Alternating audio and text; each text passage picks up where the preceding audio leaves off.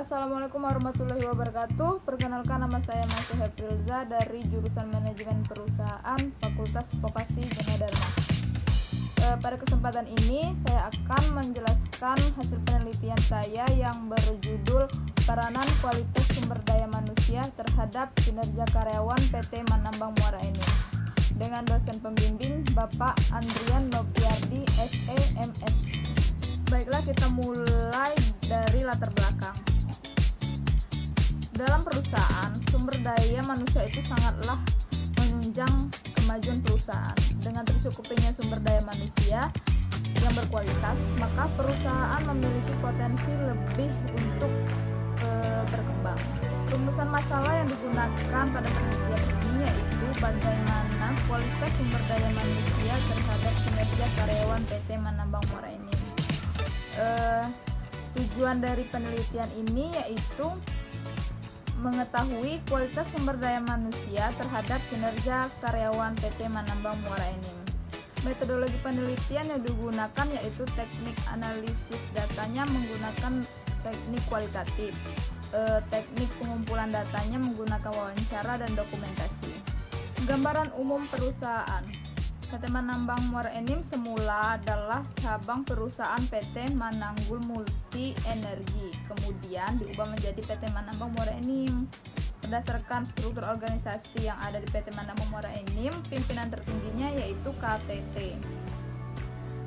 PT Manambang Muara Enim bekerja sama dengan beberapa kontraktor, diantaranya yaitu PT Ulima Nitra yang bergerak pada operasi penambangan dan penyediaan alat berat, PT Plastisindo Baltari Wesesa yang bergerak di bidang crushing plant, dan beberapa perusahaan outsource untuk kegiatan tambang. Adapun karakteristik informan pada penelitian ini yaitu Ibu Epi yang menjabat sebagai HR Supervisor, Bapak Rio Aldo sebagai Environment, dan Bapak Darwis Arfiansi sebagai CSR.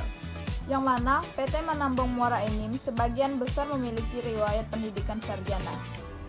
PT Manambang Muara Enim telah menjalankan tugas, tanggung jawab, dan wewenangnya dengan baik, terbukti dari jawaban informan yang mengatakan bahwa PT Manambang Muara Enim telah melakukan pelatihan-pelatihan agar skill yang dimiliki menjadi lebih meningkat dan pengalaman pun bertambah.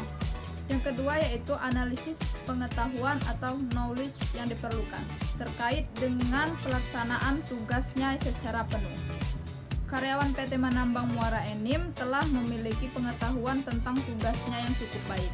Terbukti dari informan yang menjelaskan tugas yang dari divisi yang saat ini menjadi jabatannya dengan baik.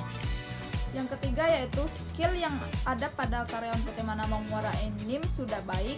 Terbukti ketika informan mampu menjelaskan keseharian kerja di divisi yang dia terima, serta PT Manambang Muara Enim juga telah melakukan pelatihan untuk mengupgrade skill karyawan, sehingga sumber daya manusia yang ada di PT Manambang Muara Enim menjadi berkualitas.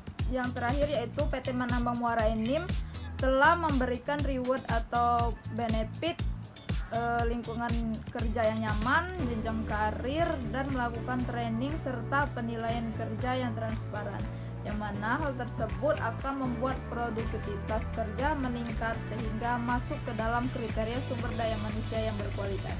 Kesimpulan dari penelitian ini yaitu 1. Karyawan yang ada di PT Manambang Muara Enim telah menjalankan tugas, tanggung jawab, dan wewenangnya dengan baik, yang mana hal tersebut ialah ciri dari sumber daya manusia yang berkualitas. Kedua, sebagian besar karyawan PT Manambang Muara Enim berpendidikan sarjana, yang mana hal tersebut menjadikan pengetahuan yang dimiliki sudah cukup luas untuk memahami tentang tugas yang diberikan. Hal ini terbukti juga dari informan saat menjelaskan tugas dari divisi yang saat ini menjadi jabatannya. Adapun saran yang diberikan peneliti yaitu 1. Dalam upaya mempertahankan kualitas sumber daya manusia, sebaiknya kepemimpinan yang ada di perusahaan terus memotivasi dan mengayomi karyawannya. Contohnya, pimpinan PT Manambang Muara Enim dapat memberikan penghargaan kepada karyawan yang dinilai bekerja dengan baik dan memberikan reward kepada karyawan yang selalu mentaati SOP perusahaan, sehingga karyawan termotivasi dan kinerja mereka akan lebih meningkat. Yang kedua yaitu pelatihan karyawan sebaiknya terus diadakan secara rutin dan merata agar semua karyawan dapat mengupgrade skillnya. Yang ketiga yaitu pimpinan perusahaan harus mengadakan lagi kegiatan employee gathering agar dapat lebih meningkatkan rasa kekeluargaan di dalam lingkungan kerja.